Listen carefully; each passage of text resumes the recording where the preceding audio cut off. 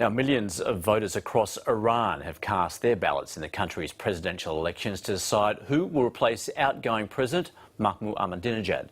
The country's 50 million eligible voters have been asked to choose from 6 candidates, all considered conservatives, as the main pro-reform leaders were not allowed to stand.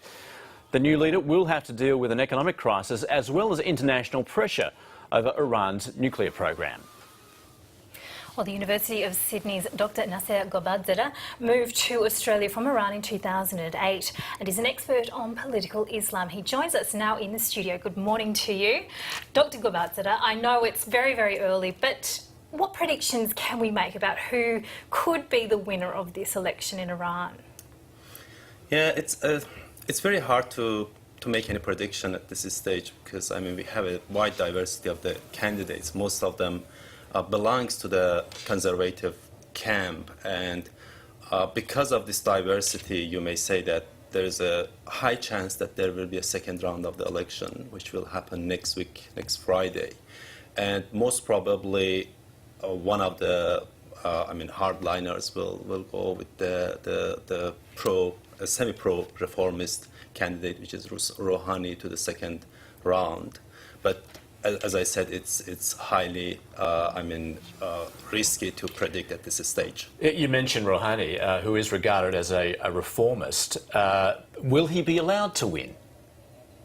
That's the key question. I guess my point is that essentially the leader is likely to be anointed by the country's supreme leader, Ayatollah Ali Khamenei. He would surely not allow a reformist to take the reins. I don't think so. I don't think that he will be allowed to be the president. Let me put it in a general structure of the political system in Iran. I mean, the political system of Iran is formed based on the 2 pillars. One pillar is the theocratic or religious pillar, and the other one is the electoral or the democratic or semi-quasi-democratic pillar, you may say.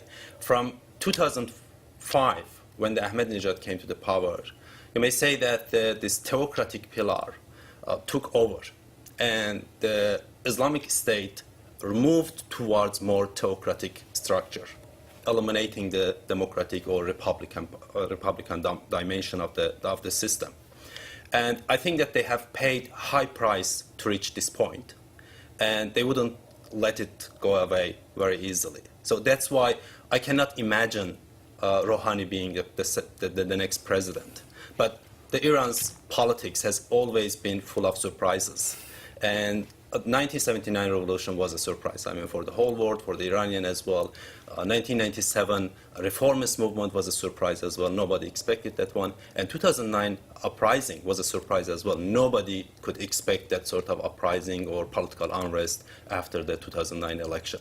So, do you think it's possible that if the election shows signs of, a leader being selected by the supreme leader rather than being by popular vote, that there could be another uprising like there was in 2009?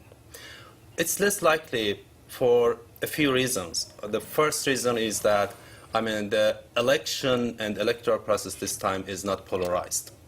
In 2009, it was polarized. There was a very sharp division between the conservative camp and reformist camp. And now there is no such a camp. We have a conservative camp which includes 5 key candidates, and we have a reform.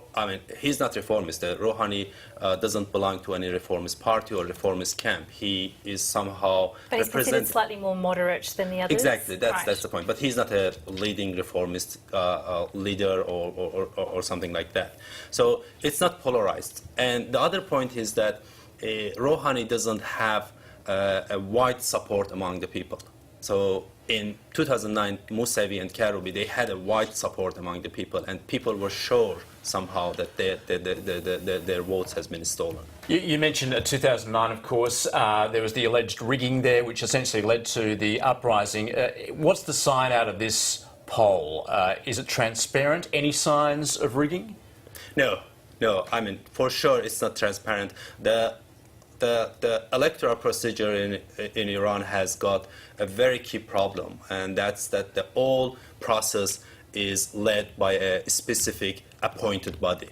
or theocratic body, which is the Guardian Council. Guardian Council is formed from the 12 members of all directly or indirectly appointed by the Supreme Leader, and they all obviously belong to the hardliners, conservatives. Just very briefly before you go, what's the likelihood then that their international stance will change regardless of who becomes leader, particularly as far as their nuclear program is concerned? You mean the international side of the Iran? Yes. No, I don't think so, because we are not voting for the Supreme Leader. Supreme Leader is the one who make the decisions on the key foreign policy issues, specifically the nuclear crisis, nuclear negotiations, as well as the relations with the West in the regional politics when it comes to the Syrian conflict, when it comes to the Iraq, to the Afghanistan policies. They are all obviously, and everybody admit that they are all made by the Supreme Leader, and we are not changing Supreme Leader. He's a lifetime position, and he's still there. Dr. Naser Ghobadzadeh, thank you so much for your time this morning on Weekend Breakfast. Thanks a lot for